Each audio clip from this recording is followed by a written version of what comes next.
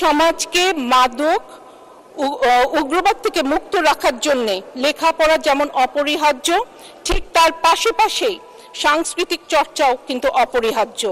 এজন্য শুধুমাত্র বিশেষ দিবস নয়, বরং সারা বছর নিয়মিতভাবে চর্চা এবং অনুষ্ঠানের মাধ্যমে আয়োজনে আমাদের মন্ত্রণালয় আয়োজন করে থাকে বিভিন্ন অনুষ্ঠান। উল্লেখ্য, 2012 সাল থেকে উপজেলা পর্যায়ে বাংলা নববর্ষ উদযাপনের জন্য মন্ত্রণালয় থেকে অর্থ বরাদ্দ করা হচ্ছে। জাতীয় পর্যায়ে সমগ্র দেশে রবীন্দ্র ও নজরুল সহ বিভিন্ন মনীষীর জন্ম জয়ন্তী ও মৃত্যুবার্ষিকী পালন করা হয়। ইতিমধ্যে দেশ জুড়ে মাধ্যমিক বিশ্ববিদ্যালয়ে সাংস্কৃতিক চর্চা কার্যক্রম পরিচালনা হচ্ছে সাংস্কৃতিক মন্ত্রণালয়ের মাধ্যমে। তালিকাভুক্ত বিদ্যালয়ে একটি হারমোনিয়াম, এক সেট হারমোনিয়াম, এক সেট তবলা সরবরাহ করা হয় এবং প্রশিক্ষণের জন্য শিক্ষকদের সম্মানী প্রদান করা হচ্ছে মন্ত্রণালয় থেকে। মাননীয় মন্ত্রী, অবশিষ্ট পঠিত বলে গণ্য করা হবে। বাকিটি আমি পঠিত বলে ধন্যবাদ। ধন্যবাদ।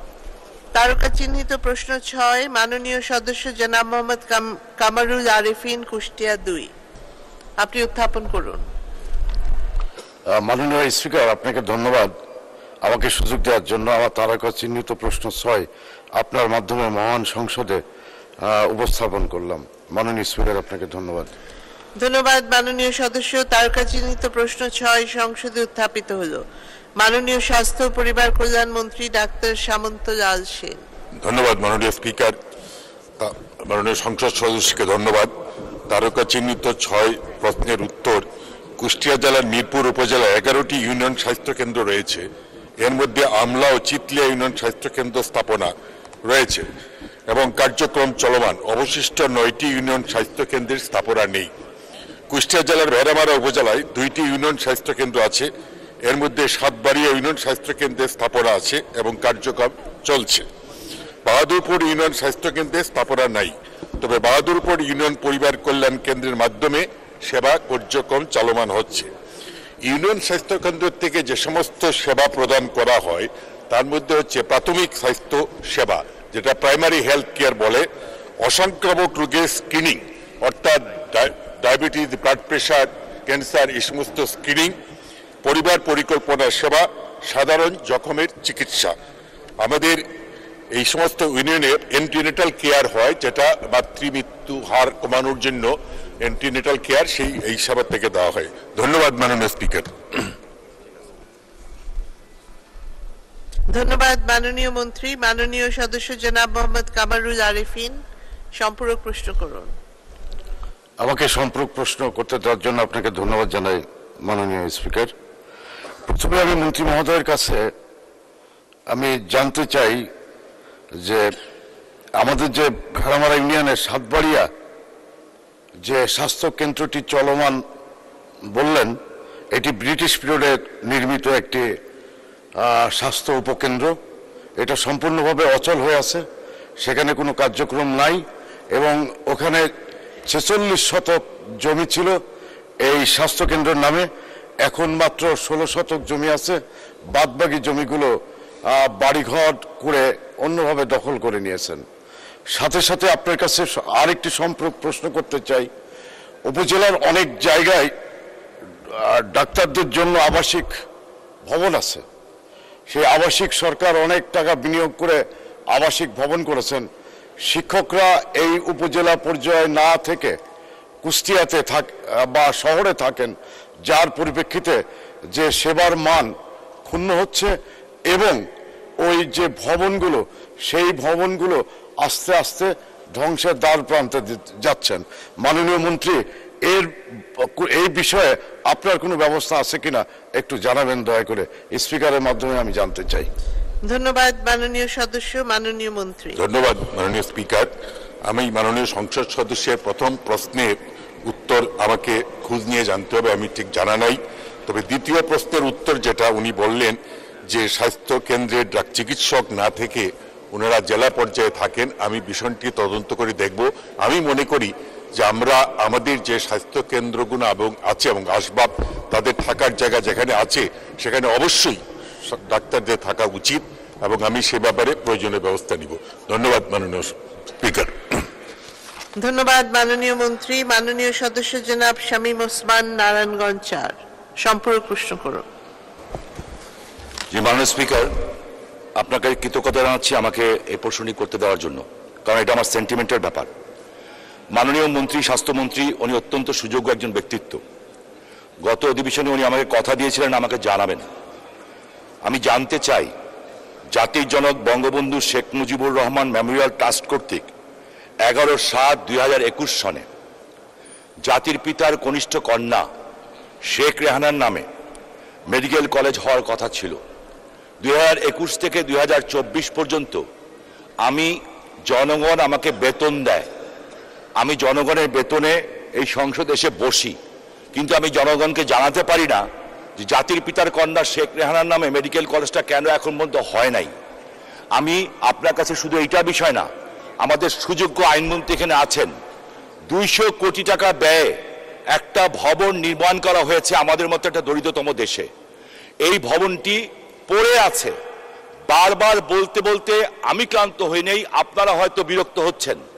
আমি জানতে চাই, নারায়ণগঞ্জে একটা হার্ট ইনস্টিটিউট নাই, বিল্ডিং ইজ রেডি, ওখানে একটা হার্ট ইনস্টিটিউট করবেন কিনা আগের স্বাস্থ্যমন্ত্রী যে কথা দিয়ে এসছেন, আইনমন্ত্রী বারংবার তাগিদ দিয়েছেন, কিন্তু জিনিসটা হচ্ছে না। কেন হবে না? কারণ আমরা জনগণের বেতন যেহেতু নেই, আমাকে জনগণের কাছে বলতে হবে। আর শেখ রেহানা নামটা আমার কাছে খুব সেন্টিমেন্টাল একটা ব্যাপার। একমাত্র প্রথম নারায়ণগঞ্জের ব্যাপারে এই মেডিকেল কলেজ হয়েছিল বঙ্গবন্ধু মেমোরিয়াল ট্রাস্ট কর্তৃক অনুমোদিত হয়েছিল। এটা কেন হয় নাই, কাদের কারণে হয় নাই, আমি আপনাকে জানতে চাই। এবং এই সংসদ অধিবেশন চলাকালীন সময় আইনমন্ত্রী মহোদয়ের সাথে আলোচনা করে ওই ভবনটির ব্যাপারে সিদ্ধান্ত নেবেন কিনা দয়া করে আপনি একজন সুযোগ্য মন্ত্রী, আপনার কাছে আমি অনুরোধ জানাচ্ছি। মাননীয় মন্ত্রী, মাননীয় স্পিকার, আপনাকে ধন্যবাদ। ধন্যবাদ মাননীয় সদস্য। মাননীয় মন্ত্রী। ধন্যবাদ মাননীয় স্পিকার। মাননীয় সংসদ সদস্য এই বিষয়টি আমাকে আগেও অবহিত করেছেন, তবে আমি যতটুকু জানি যে বঙ্গবন্ধু পরিবারের কারো নামে কোনো কিছু করতে গেলে যেটা বঙ্গবন্ধু ট্রাস্টে, সেই কাগজটা আপনি আমাকে দিবেন দয়া করে। আর পরবর্তীতে যে কথা জিজ্ঞেস করেন, হার্ট ইনস্টিটিউট, মাননীয় প্রধানমন্ত্রী কিছুক্ষণ আগে আপনাদেরকে যে জিনিসটা অবহিত করলেন যে কোনো কিছু করার আগে আমাকে দেখতে হবে জনবল। একটা হার্ট ইনস্টিটিউট পট করে করা যায় না, এখানে আমার জনবল লাগবে, দক্ষ জনবল। সেই জনবল আমার আছে কিনা? আমাদের ঢাকা শহরে যে সেন্ট্রাল ইনস্টিটিউটগুলো আছে সেইখানেই আমাদের যে ঘাটতি আছে। সুতরাং আমি মনে করি আমরা উপযুক্ত জনবল, পর্যাপ্ত জনবল তৈরি করে আমরা একটা ইনস্টিটিউট করা উচিত, কারণ আমি সেখান থেকে দক্ষ চিকিৎসক বানাবো।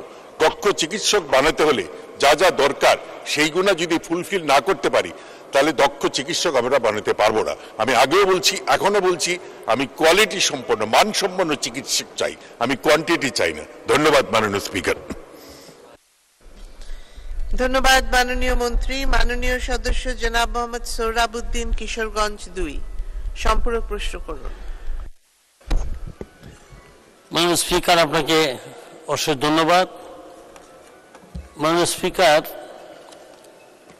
আপনি জানেন যে আমাদের স্বাস্থ্যসেবা একদম তৃণমূল পর্যায়ের লোকজন প্রত্যাশা করে এবং আমাদের এই সরকার, আমাদের মাননীয় প্রধানমন্ত্রীর নেতৃত্বে এই সেবা দিতে আমরা বদ্ধপরিকর।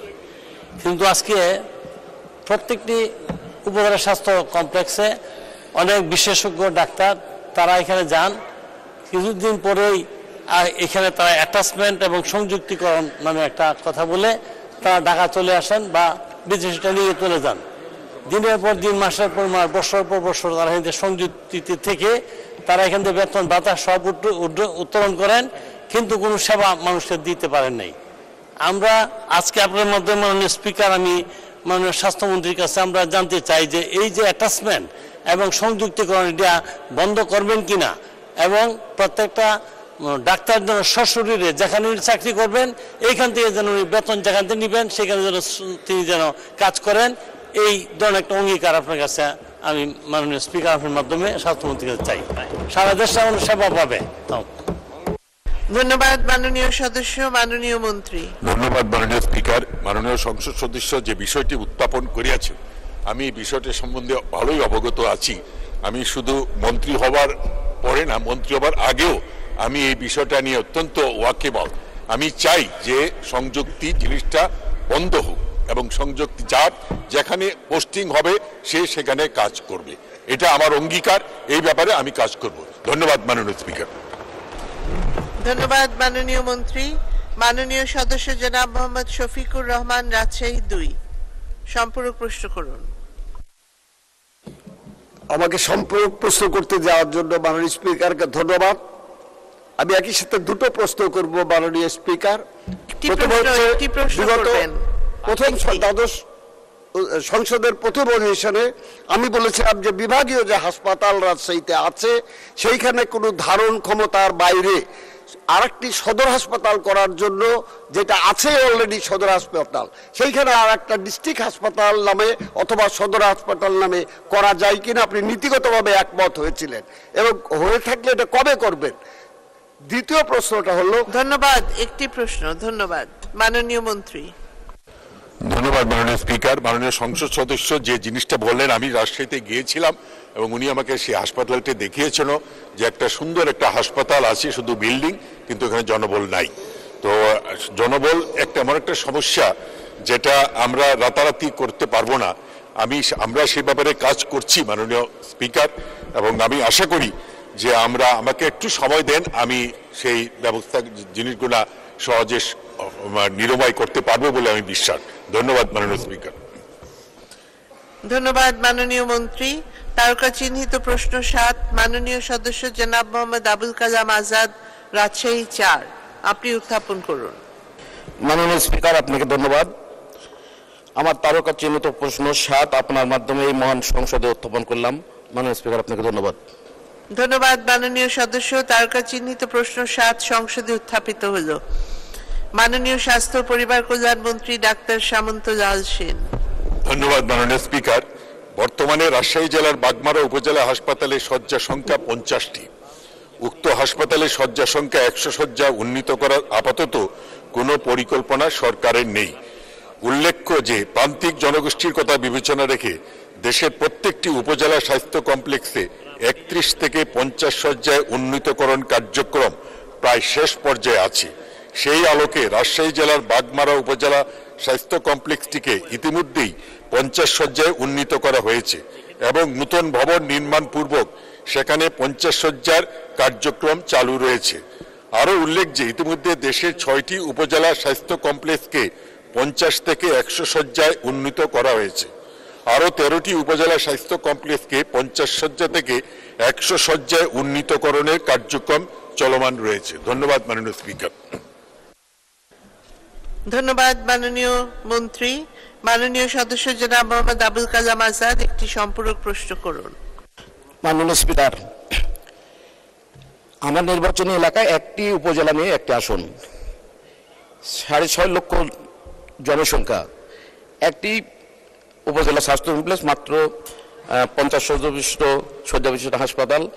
এখানে কোনো অ্যাম্বুলেন্স নাই, ডিজিটাল এক্স-রে নাই। আমি একটা ভিজিট করেছি, খুব বেহাল অবস্থা। এই ব্যাপারে ডিজিটাল এক্স-রে এবং অ্যাম্বুলেন্স প্রদান করা যাবে কিনা, এটা মাননীয় স্বাস্থ্যমন্ত্রীর কাছে আমার প্রশ্ন। ধন্যবাদ মাননীয় সদস্য। মাননীয় মন্ত্রী। ধন্যবাদ মাননীয় স্পিকার। ডিজিটাল এক্স-রে ব্যাপারে শুধু তো এক্স-রে মেশিন দিলে হবে না, রেডিওলজিস্টও লাগবে। আমি একটা মেশিন দিলাম, সেই মেশিন কাজ হয় না, পড়ে থাকবে বছরের পর বছর। আমি এই ধরনের কার্যক্রমে বিশ্বাস করি না। আমি অবশ্যই ডিজিটাল এক্স-রে দরকার, আমরা সেটা চেষ্টা করব, তবে উপযুক্ত জনবল সহ দিতে হবে। আর অ্যাম্বুলেন্সের ব্যাপারে আমরা একটা পদক্ষেপ নিচ্ছি, এই 5th সেক্টর প্রোগ্রামে আমরা অ্যাম্বুলেন্স করে অ্যাম্বুলেন্স দেওয়ার ব্যবস্থা করব। ধন্যবাদ মাননীয় স্পিকার। ধন্যবাদ মাননীয় মন্ত্রী। মাননীয় সদস্য জনাব শফিকুল ইসলাম শিমুল, নাটোর 2, সম্পূরক প্রশ্ন করুন। মাননীয় স্পিকার, আপনাকে ধন্যবাদ। আমি ধন্যবাদ জানাই মাননীয় মন্ত্রী মহোদয়কে, তিনি তার মন্ত্রণালয়ের দক্ষতার সঙ্গে পরিচালনা করছেন। গতকালকে মাননীয় মন্ত্রী মহোদয়ের কাছে আমি গিয়েছিলাম মাননীয় স্পিকার। তিনি বলার সঙ্গে সঙ্গে নাটোর সদর উপজেলা লন্ডাঙ্গা উপজেলায় 50 বেডের হাসপাতাল মাননীয় প্রধানমন্ত্রী তিনি তৈরি করে দিয়েছেন। সেইখানে জনসংখ্যার স্বাস্থ্যসেবা নিশ্চিত করার লক্ষ্যে সেখানে ডাক্তার নিয়োগের জন্য তার কাছে বলার সঙ্গে সঙ্গে তিনি অর্ডার করেছেন আগামীকালকে জয়েন করবে। কিন্তু ওইখানে 50 বেডের হাসপাতাল যে রুগীরা থাকবে তাদের ওষুধপত্র এবং খাবার, যে রুগীরা এখানে থাকবে খাবার এবং ওষুধপত্রের ব্যবস্থা মাননীয় মন্ত্রী মহোদয় অনুগ্রহপূর্বক করে দিবেন কিনা। মাননীয় স্পিকার, আপনাকে ধন্যবাদ। মাননীয় মন্ত্রী। মাননীয় স্পিকার, আমি আমাদের মাননীয় সংসদ সদস্যকে আশ্বস্ত করতে চাই, ডাক্তার যখন দিয়েছি সুতরাং আমি ঔষধপত্র দিব। ধন্যবাদ মাননীয় স্পিকার। ধন্যবাদ মাননীয় মন্ত্রী। মাননীয় সদস্য জনাব ফিরোজ আহমেদ স্বপন, সাতক্ষীরা 1, সম্পূরক প্রশ্ন করুন। ধন্যবাদ মাননীয় স্পিকার। আমার নির্বাচনী এলাকার একেবারে সীমান্তবর্তী উপজেলা কলারো উপজেলা, মাননীয় প্রধানমন্ত্রীর বদৌলতে স্বাস্থ্য সেবা অনেক দূর এগিয়েছে বাংলাদেশ, যার জন্য আন্তর্জাতিক পুরস্কারে ভূষিত হয়েছে।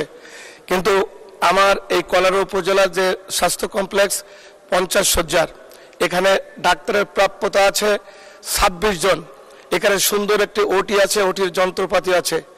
এটি অপারেশন করার কোনো ডাক্তার নাই, কোনো অ্যানেস্থেসিয়ার ডাক্তার নাই। আর এখন মাত্র 5 জন ডাক্তার দিয়ে এই হসপিটাল চালায়। সমস্ত ওটি যন্ত্রপাতি নষ্ট হচ্ছে এবং অপারেশনের কোনো ডাক্তার না থাকায় সেই ওটি রুমটাই একেবারে মাকড়সায় বাসা বেঁধেছে।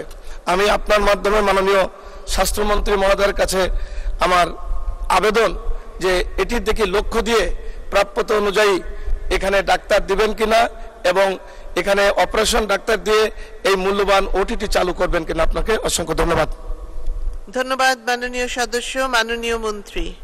স্পিকার, আমি অবশ্যই ডাক্তার যদি সেরকম অপারেশন থিয়েটার থাকে তাহলে ডাক্তার দেওয়া উচিত বলে আমি মনে করি। আমি মাননীয় সংসদ সদস্যকে অনুরোধ করব, আপনি আমার সঙ্গে আমার অফিসে একবার আসেন, আপনার সঙ্গে কথা বলে আমি ডাক্তার কিভাবে দেওয়া যায় সে ব্যাপারে ব্যবস্থা নিব। ধন্যবাদ মাননীয় স্পিকার। ধন্যবাদ মাননীয় মন্ত্রী। মাননীয় সদস্য জনাব আব্দুল লতিফ সিদ্দিকী, টাঙ্গাইল 4, সম্পূরক প্রশ্ন করুন। মাননীয় স্পিকার, আপনাকে ধন্যবাদ। আগের যে প্রশ্নটি, আমারও সমস্যা একই। আমাদের 133 টাঙ্গাইল 4 নির্বাচনী এলাকায় যে হাসপাতালটি আছে সেখানে চিকিৎসক থাকার কথা 22 জন, আছে 5 জন। এই সমস্যার সমাধানে মাননীয় স্বাস্থ্যমন্ত্রী কি ব্যবস্থা নেবেন, আমার প্রশ্ন সেটি। মাননীয় স্পিকার, আপনাকে ধন্যবাদ। ধন্যবাদ মাননীয় সদস্য। মাননীয় মন্ত্রী। ধন্যবাদ মাননীয় স্পিকার। এই সমস্যা সারা বাংলাদেশ জুড়েই, ডাক্তারের স্বল্পতা। আমরা চেষ্টা করছি যে আমরা বিসিএস এর মাধ্যমে যে স্পেশালি চিকিৎসক নিয়োগ দেওয়া যায় কিনা সেই ব্যাপারে, কারণ চিকিৎসার স্বল্পতা আছে, আমরা সেটা যত দ্রুত নিয়োগ করতে পারবো তাতে আমি আশা করি চিকিৎসা এই ডাক্তার স্বল্পতা এই সমস্যাটা সমাধান করতে পারবো। ধন্যবাদ মাননীয় স্পিকার। ধন্যবাদ মাননীয় মন্ত্রী। মাননীয় সদস্য জনাব গোলাম ফারুক খন্দকার প্রিন্স, পাবনা 5, সম্পূরক প্রশ্ন করুন। মাননীয় স্পিকার, আপনাকে ধন্যবাদ। মাননীয় স্পিকার, আপনার মাধ্যমে আমি মাননীয় মন্ত্রীর কাছে আমার প্রশ্ন সেটা হচ্ছে যে মেন্টাল হসপিটাল, বাংলাদেশে একটি মাত্র মানসিক হসপিটাল পাবনা। তো সেই মানসিক হসপিটালে সেই ব্রিটিশ আমলের বিল্ডিং পুরাতন হয়ে গেছে এবং বর্ধিত রোগীর বর্ধিত সংখ্যায় রোগী হওয়ার কারণে সেই 500 শয্যার মানসিক হসপিটাল এখনও সেই 500 শয্যায় আছে। ওখানে নতুন বিল্ডিং হবে শুনতেছি, আমরা শুনে আসতেছি, এই গত 15 বছর ধরে শুনতেছি যে করে নতুন বিল্ডিং হবে, তো এখনো পর্যন্ত তার হদিস নাই। মাননীয় মন্ত্রীর কাছে আমার প্রশ্ন যে মানসিক হাসপাতালের নতুন বিল্ডিং সহ ওখানে রুগীদের খাবারের জন্য 125 টাকা, 125 টাকা। মাননীয় স্পিকার, আপনার মাধ্যমে মাননীয় মন্ত্রীর কাছে বলতে চাই, 125 টাকার একজন রুগীর তিন বেলা 125 টাকা কিছু হয় না। আমি কয়েকদিন আগে ভিজিটে গিয়েছিলাম ঈদের মধ্যে, দেখলাম ঈদের মধ্যে যে খাবার দিচ্ছে, ওখানকার ডাক্তারদের বললাম, যে দায়িত্বে আছেন ডাইরেক্টর, উনি বলল যে এই বরাদ্দ 125 টাকা মাত্র। তো এই বিল্ডিং সহ এই খাবারের বিষয়টা বৃদ্ধি করা যায় কিনা। আরেকটি বিষয়, বঙ্গবন্ধু কন্যার নামে কোনো প্রতিষ্ঠান করতে হলে নিশ্চয়ই বঙ্গবন্ধু মেমোরিয়াল ট্রাস্ট আছে, সেখান থেকে মাননীয় মন্ত্রী মহোদয় আপনার মন্ত্রণালয়ের মাধ্যমে সেই নামগুলি কিন্তু আপনার সংগ্রহ করতে পারেন। যাই হোক, মাননীয় স্পিকার, আপনাকে ধন্যবাদ। ধন্যবাদ মাননীয় সদস্য। মাননীয় মন্ত্রী। মাননীয় স্পিকার, মাননীয় সংসদ সদস্যকে আমি অনুরোধ করব, বিষয়টা আমার বোধগম্য ছিল না, আমি এটা নিয়ে কাজ করব, কারণ আমার নিজেরই মেন্টাল সমস্যা হয়ে যাচ্ছে এখন, এত কথা এত তো আমি আশা করি যে মানসিক হাসপাতালটাকে আমি অবশ্যই একটা গুরুত্ব সহকারে আমি দেখব। ধন্যবাদ মাননীয় স্পিকার। ধন্যবাদ মাননীয় মন্ত্রী। তারকা চিহ্নিত প্রশ্ন 8 মাননীয় সদস্য আব্দুল্লাহ নাহিদ নিগার, গাইবান্ধা 1, আপনি উত্থাপন করুন। ধন্যবাদ মাননীয় স্পিকার।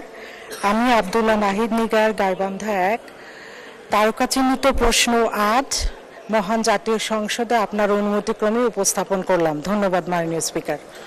ধন্যবাদ মাননীয় সদস্য। তারকা চিহ্নিত প্রশ্ন 8 সংসদে উত্থাপিত হলো। মাননীয় স্বাস্থ্য ও পরিবার কল্যাণ মন্ত্রী ডাক্তার সামন্ত লাল সেন। ধন্যবাদ মাননীয় স্পিকার। বর্তমানে গাইবান্ধা জেলায় কোনো সরকারি মেডিকেল কলেজ নাই, তবে সরকারের আর্থিক সক্ষমতা প্রয়োজনীয়তা বিবেচনায় মেডিকেল কলেজ স্থাপন একটি চলমান প্রক্রিয়া। জেলার মোট জনসংখ্যা, ভৌগোলিক অবস্থান, প্রয়োজনীয়তা, জনগুরুত্ব ইত্যাদি বিবেচনাপূর্বক পর্যায়ক্রমে দেশের প্রতিটি জেলায় মেডিকেল কলেজের স্থাপনের পরিকল্পনা আছে। বর্তমানে দেশে পর্যাপ্ত সরকারি ও বেসরকারি মেডিকেল কলেজ বিদ্যমান থাকায় সরকার নতুন মেডিকেল কলেজ স্থাপনের চেয়ে চিকিৎসা শিক্ষার গুণগত মানোন্নয়নের দিকে গুরুত্ব করছে। মাননীয় স্পিকার, এখানে আমি একটা বিষয় বলতে চাই যে মেডিকেল কলেজ খোলার আগে শিক্ষক, যেটা আমাদের সবচেয়ে বড় জরুরি দরকার, আমাদের মেডিকেল কলেজে বেসিক সায়েন্সের কোনো শিক্ষক আমরা পাই না, সুতরাং শিক্ষক না পেলে শুধু মেডিকেল কলেজ খোলার পক্ষে আমি না। আমরা খুলব তখনই যখন পর্যাপ্ত শিক্ষক, মানসম্পন্ন শিক্ষা আমরা দিতে পারবো, তাহলেই মেডিকেল কলেজ আমরা খোলার পক্ষে। ধন্যবাদ মাননীয় স্পিকার। ধন্যবাদ মাননীয় মন্ত্রী। মাননীয় সদস্য আব্দুল্লাহ নাহিদ নিগার, আপনি একটি সম্পূরক প্রশ্ন করুন। ধন্যবাদ মাননীয় স্পিকার। জেনেরিক ওষুধ ব্যবহারে উৎসাহিত করলে ওষুধ বাজারে প্রতিযোগিতা উৎপন্ন হয়, উপরন্তু ওষুধ কোম্পানিগুলোর বিপণনের খরচ পড়ে না, যার ফলে ওষুধের মূল্য কমতে থাকে, যা ব্র্যান্ড নামের ওষুধের অন্তত 30% বা এর চেয়েও কম দামের হতে পারে।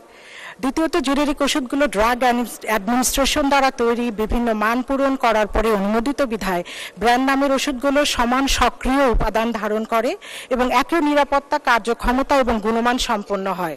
এমত অবস্থায় আমার প্রশ্নটি হলো মাননীয় স্পিকার, স্বাস্থ্যসেবা, সাধারণ জনগণ, বীমা সংস্থা এবং সরকারি স্বাস্থ্যসেবা প্রোগ্রামগুলোর কাছে সহজলভ্য করতে বাধ্যতামূলক জেনেরিক প্রেসক্রিপশন প্রদানের নির্দেশনা দেবার কোনো পরিকল্পনা আছে কিনা, তা মাননীয় স্বাস্থ্য ও পরিবার কল্যাণ মন্ত্রী মহোদয়ের নিকট সবিনয়ে জানতে চাই। ধন্যবাদ মাননীয় স্পিকার।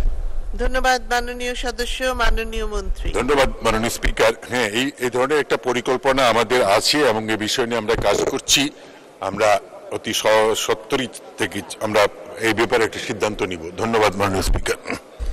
ধন্যবাদ মাননীয় মন্ত্রী। মাননীয় সদস্য জনাব মোহাম্মদ হুসাম উদ্দিন চৌধুরী, সিলেট 5, সম্পূরক প্রশ্ন করুন। ধন্যবাদ মাননীয় স্পিকার। মাননীয় স্বাস্থ্যমন্ত্রীর দৃষ্টি আকর্ষণ করে আমি তার সাথে কথা বলেছিলাম। আমার নির্বাচনী এলাকা সিলেট 5-এর জকিগঞ্জ এবং হানাইঘাট হচ্ছে প্রায় জেলা সদর থেকে 90 কিলোমিটার দূরবর্তী। এখানে 2টা হসপিটাল 2 থানা সদরে থাকলেও এটা 50 শয্যা বিশিষ্ট, শুধু নামমাত্র, এটা এখনো 30 শয্যা বিশিষ্ট অবস্থায় চলতেছে। উপরন্তু 2টা ওটি রয়েছে, এখানে থিয়েটার রয়েছে, কিন্তু ওটি পরিচালিত হচ্ছে না। অ্যাম্বুলেন্স আছে, অ্যাম্বুলেন্সের ড্রাইভার নাই। এই ধরনের সমস্যা আমি আগে উত্থাপন করেছি। আমি মাননীয় মন্ত্রীর সাথে টেলিফোনে কথা বলেছি, কিন্তু আমার এই সমস্যাগুলোর এখনো সমাধান হয় না, সুরাহা হয় নাই। আমার দাবি হচ্ছে যে অনতিবিলম্বে, যেহেতু জেলা সদর থেকে 90 কিলোমিটার দূরবর্তী, একজন মুমূর্ষু রোগীকে জেলা সদরে পৌঁছাতে গেলে তার মৃত্যুবরণ হচ্ছে। এখানে অপারেশন থিয়েটার চালু করার মাধ্যমে 2টা হসপিটালকে সচল করার পরিকল্পনা মাননীয় মন্ত্রী মহোদয় গ্রহণ করবেন কিনা, এটি আমার জানার বিষয়। ধন্যবাদ মাননীয় স্পিকার। ধন্যবাদ মাননীয় সদস্য। মাননীয় মন্ত্রী। মাননীয় স্পিকার, বিষয়টি আমি পর্যালোচনা করে যত দ্রুত সম্ভব ব্যবস্থা নিব বলে ধন্যবাদ। ধন্যবাদ মাননীয় মন্ত্রী। মাননীয় সদস্য জনাব ABM রুহুল আমিন হাওলাদার, পটুয়াখালী 1, সম্পূরক প্রশ্ন। মাননীয় স্পিকার, আপনাকে ধন্যবাদ। আমাদের মাননীয় স্বাস্থ্যমন্ত্রী অত্যন্ত একজন সুযোগ্য ব্যক্তি এবং তার নেতৃত্বে দেশে স্বাস্থ্য ব্যবস্থা পরিচালিত হচ্ছে। আমি তাকে অনুরোধ করব যে তিনি কখনো যদি আমাদের পটুয়াখালী সদর হসপিটালে চলার পথে বা কোনো পরিকল্পনা করে যান, আমি কৃতজ্ঞ হব। ওখানে স্বাস্থ্য ব্যবস্থা অত্যন্ত খারাপ এবং এখানে লোকবল খুব কম। আপনার সদয় দৃষ্টি কামনা করে। ধন্যবাদ মাননীয় সদস্য। মাননীয় মন্ত্রী। স্পিকার, আমি মাননীয় সংসদ সদস্যকে কথা দিচ্ছি আমি অবশ্যই যাব। আমি বরিশাল বিভাগে এখনো যাইনি, আমি বরিশাল বিভাগে যাব এবং পটুয়াখালীতে আমি যাব। ধন্যবাদ মাননীয় স্পিকার। ধন্যবাদ মাননীয় মন্ত্রী। মাননীয় সদস্য জনাব মাহফুজুর রহমান, চট্টগ্রাম 3, সম্পূরক প্রশ্ন করুন। মাননীয় স্পিকার, আপনাকে অনেক অনেক ধন্যবাদ। মাননীয় মন্ত্রী মহোদয়ের কাছে আমার সম্পূরক প্রশ্ন। আমার নির্বাচনী এলাকা সন্দ্বীপ, চারিদিকে সমুদ্র বিস্তৃত একটি দ্বীপ। প্রথম অধিবেশনে আমি মাননীয় মন্ত্রী মহোদয়কে প্রশ্ন করেছিলাম যে আমার ওখানে একটি সি অ্যাম্বুলেন্স অত্যন্ত বেশি প্রয়োজন। উনি কথাও দিয়েছিলেন, কিন্তু আজকে পর্যন্ত এই সি অ্যাম্বুলেন্সের কতটুকু অগ্রগতি মাননীয় মন্ত্রী মহোদয় অনুগ্রহ করে বলবেন কি না? ধন্যবাদ মাননীয় স্পিকার। ধন্যবাদ মাননীয় সদস্য। মাননীয় মন্ত্রী। মাননীয় স্পিকার, সি অ্যাম্বুলেন্স কেনার প্রক্রিয়া চলমান। আমরা আশা করি যত দ্রুত আমরা সি অ্যাম্বুলেন্স দিতে পারবো। ধন্যবাদ মাননীয় স্পিকার। মাগরিবের নামাজের পর প্রশ্ন জিজ্ঞাসা উত্তর পর্ব চলমান থাকবে। মাননীয় সদস্যবৃন্দ, মাগরিবের নামাজের জন্য সংসদের বৈঠক 20 মিনিট